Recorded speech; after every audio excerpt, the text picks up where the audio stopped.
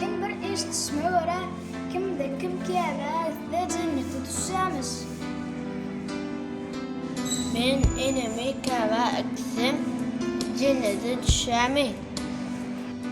Ay orada çür Allah'ın işte. Kerim nira var ya. Enem cennet düşme var.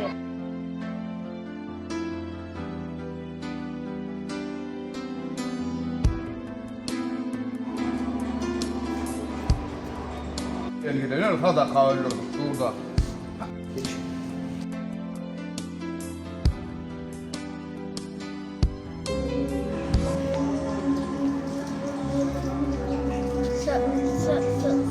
Salam dayı. Aha, Kerimcan, gel oğlum. Oğlum. Gel bana. Selamun aleyküm. Ve aleykümselam. İçan ağa. Aa oğlum. Ben 4 saat malım veraydı. Ne yapacak oğlum 4 malını? 4 saat malımı satmak için. Atıp ne yapacak onu? Enemi kaça uğraşacak. Haa, tuğuleme. O izah ediyen oğlum. Kerimcan, o malla mı ne açıdan verecek? O ineri git. 5.000 manattan verecek. Kerimcan, tuğuleme 5 kımmet değil mi oğlum? Allah istese 10.000 manattan alırlar. Bak Kerimcan, hayırlı hissediyen oğlum. Ben sen bir maldan hazır derrev çıktan ayın. Katı doğru hissediyen. İneyim 5.000 manat kımmet değil mi? Yok ağam. Ağam Allah istese kımmadan ödenmeye hayırlı iş edecek olyan. Onun oğlum şu 4 san koyununu men alyan. Aha, tuğuleme Kerimcan, yem sevdasını mettiniz mi oğlum?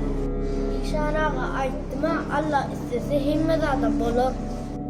Oğlum Allah Teala yüreğimdeki arzunu kabul ediptir. Enim senem Allah yalkadır. O izediyen bereketin munnunun beter arzdın. İşan ağa mümkün olsa şu 4 sanı koyunum taynak koyarayım. Siz onu gazaplasın, kaçar din mol. Onu derru ayaklarından ip tayince katıp koyar. Böyle. Yürü oğlum.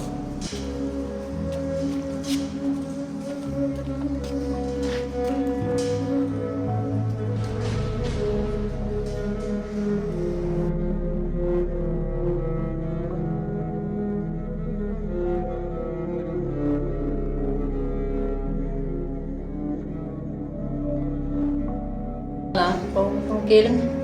Oğlum, bir zat edeydin mi? Mihman, oğlum bir zat edeydin mi? İşte adam eden o, ben bu bağlan iş hakkını vermeyene geldim. Nereden iyi saklı oğlum? Düşündürecek doğum, el bağlan.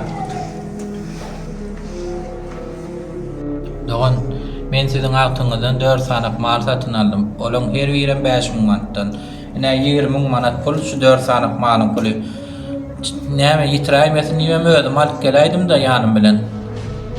Düşünmedim Doğan. Her malı 5.000 manattan alındı. Owa Doğan, 5.000 manattan aldım. Ýöne men şonça pul berip alanmady ökünem ok. Doğan, men 4 sanık oglumma. Hudaýa şükür, 10 kysyn awat, janlary sag. Ýöne siziň agtyňyz şu 4 oglada diýe.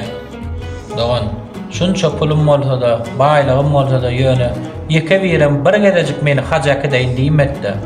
Siziň ýeke agtyňyz bar. Özüm çağı yarawsyzca bolsa da ýöne ýüregindäki arzuw sizi hajak etmek eken. Ene, sen cennete var ya.